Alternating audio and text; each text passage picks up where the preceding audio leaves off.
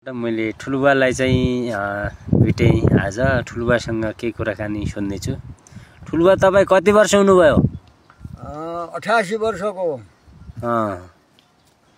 अनि 94 साल मुंसिर 11 गते बिहीबार।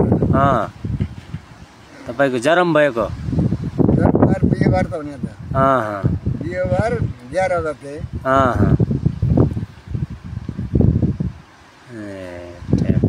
हाम्रो ठुलुबा चाहिँ अहिले ताखु काट्दै हुनुहुन्छ। यो ताखु अब खै आँखा देख्नु त छ, त्यो बराबर डोरी भयो कि भएन? आँखा उस्तै कमजोर कानापना हुँदैन, आँखामा उस्तो देख्दैन।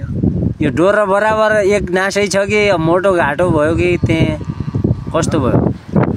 डोरो हात के थाहा पाउनुहुन्छ अन्दाजबाट? यो डोरो काट्दा अन्दाजबाट थाहा पाउनुहुन्छ बराबर एकै साइजको भएको छ कि नै? धागो बराबर हुँदैन, कहिले भुल्के हुन्छ, कहिले दुब्लो हुन्छ, कहिले मोटो हुन्छ। आँखा बराबर आँखा देख्दैन। ठुल्ठुला जस्तो। अब अहिले धेरै बुढो जानुभयो क्या, अब हङ्गुँदैन। onlinekhabar.com बाट मैले ठुलुबालाई चाहिँ थोरै कुराकानी सोधेँ। अनि तपाईसँग दर्शकबिन देखाउनको लागि मेरो ठुलुबा हुनुहुन्छ।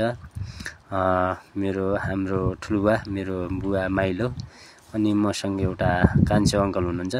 त्यही भएर हामीले प्रत्यक्ष मेरो ठुलुबासँग भेटघाट भएको दिनमा अनि ठुलुबासँग आज केही कुराकानी सोध्यौँ। तपाईसँग हाम्रा घर परिवारका कुराकानी मैले सोधेँ। अनि कुराकानी गरिसकेपछि थोरै एक भिडियो बनाऊ, कति वर्ष हुनुभयो भन्ने कुरा चाहिँ कुराकानी गर्नुभयो।